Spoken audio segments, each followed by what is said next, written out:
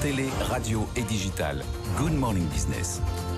Le mois de juillet aura été le deuxième mois le plus sec jamais enregistré en France depuis 1958, en fait, depuis que les relevés ont été mis en place. Ce matin, la première ministre Elisabeth Borne a activé la cellule interministérielle de crise et parmi les conséquences de la sécheresse, des interdictions ou des restrictions de navigation ont été instaurées sur une partie des voies navigables.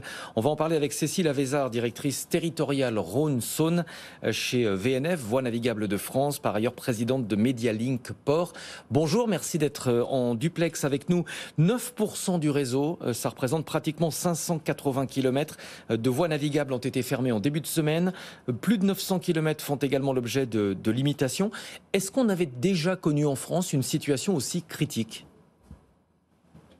Aussi critique peut-être pas, mais c'est pas la première fois qu'on a des problèmes de ressources en eau qui font qu'on est obligé de fermer ou de restreindre le mouillage sur nos réseaux et en particulier nos réseaux de canaux. Donc de canaux artificiels qui sont très distincts quand même du réseau navigable, on va dire, sur les grandes voies d'eau naturelles que sont les rivières ou les fleuves. Donc les canaux sont plus fragiles par rapport à la sécheresse. Oui, tout à fait. Les canaux sont plus fragiles parce qu'ils ont des systèmes d'alimentation qui sont sensiblement différents. En fait, on alimente les canaux au travers de principales manières. D'une part, en utilisant des cours d'eau ou des rivières en proximité immédiate de ces canaux. Et là, on a des débits réservés à respecter pour laisser, bien sûr, la priorité au milieu naturel pour des raisons écologiques ou bien pour d'autres usages. Donc, on ne peut pas pomper éternellement, on va dire, dans des milieux, surtout lorsqu'ils sont très fragiles. Et puis, d'autre part, on a des barrages-réservoirs que nous avons construits au fur et à mesure du temps pour alimenter ces canaux. Et ces barrages-réservoirs, ils ont souvent en fait d'autres usages que celui de la navigation et des usages qui sont prioritaires. Je prends par exemple l'eau potable. Et donc, quand vous avez un barrage-réservoir qui alimente, on va dire, 2/3 de l'alimentation d'eau potable d'une intercommunalité à proximité, eh bien évidemment, c'est d'abord l'eau potable qui est prioritaire et donc on ne peut pas utiliser l'intégralité des ressources de nos barrages-réservoirs pour alimenter nos canaux.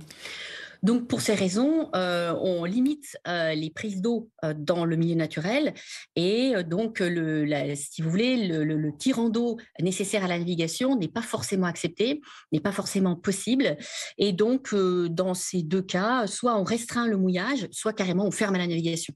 Météo France prévoit une nouvelle vague de chaleur pour la deuxième partie de la semaine prochaine. Est-ce que ça veut dire qu'il y a un risque de restrictions supplémentaires en matière de navigation ? Oui, c'est possible, surtout sur les canaux. Donc, on est en train tout à fait d'examiner ça, enfin dire au jour le jour, et on travaille en lien étroit avec tous nos usagers des réseaux pour anticiper les éventuelles fermetures. Mais il est tout à fait possible qu'effectivement, dans certaines zones, on pense notamment au nord-est, on pense à une partie aussi du réseau qui se trouve en Bourgogne, on soit obligé de continuer ces restrictions. En revanche, sur les grands bassins de navigation de fret, donc la Seine, Rhône-Saône, toute la Moselle, notamment la Moselle-Aval, les bassins du Nord. Pour l'instant, on continue à arriver à naviguer et à maintenir le mouillage grâce aux ouvrages en fait de navigation parce que tous ces grands fleuves sont aménagés.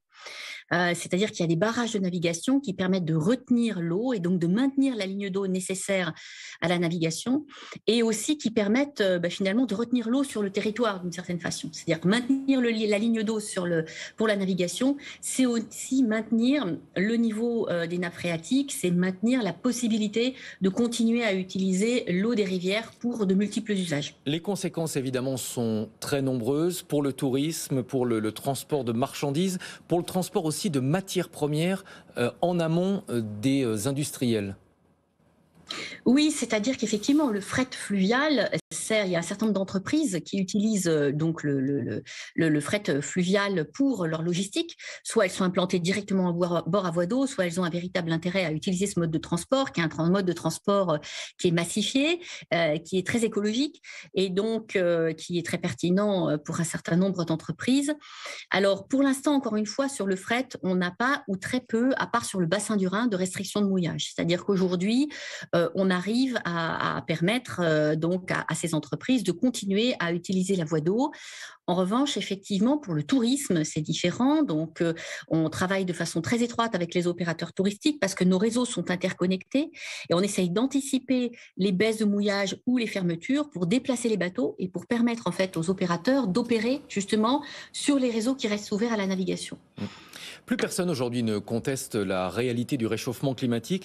Comment est-ce que vous allez gérer la situation? Est-ce que vous êtes inquiète sur le réseau? Est-ce que certains canaux vont forcément être condamnés à terme? Pour l'instant, on n'envisage pas cela, fort heureusement. Pour l'instant, ce qu'on sait, c'est qu'il faut qu'on qu'on devienne de plus en plus pointu dans la façon de gérer l'eau, qui devient une ressource de plus en plus rare. Donc, on a plusieurs grandes pistes là-dessus. Déjà, il y a un certain nombre de façons de travailler qui ont évolué. Par exemple, on essaye de regrouper les bateaux de façon systématique aux écluses. À chaque fois qu'on fait une éclusée, on perd de l'eau et donc en regroupant les bateaux, on limite la quantité d'eau consommée. De la même manière, il faut qu'on rénove et voir qu'on augmente les capacités de stockage de nos barrages réservoirs, de façon à pouvoir capter l'eau justement en période où il y en a, c'est-à-dire après les pluies du printemps, de l'hiver, pour pouvoir la restituer au milieu, à la fois pour nos ouvrages, mais aussi pour le milieu naturel, en période de sécheresse. Et puis, il faut aussi qu'on développe une gestion la plus fine possible de notre eau, de façon à devenir en quelque sorte les aiguilleurs de l'eau, avec des techniques, on va dire, de supervision qui soient sans doute améliorées. Donc, on essaye de devenir, on va dire, de plus en plus fin dans la façon dont on gère cette ressource qui devient rare, qui est l'eau. Bien sûr, ensuite, à long terme, il est difficile aujourd'hui de savoir exactement quels seront les impacts de sécheresse sur la navigation.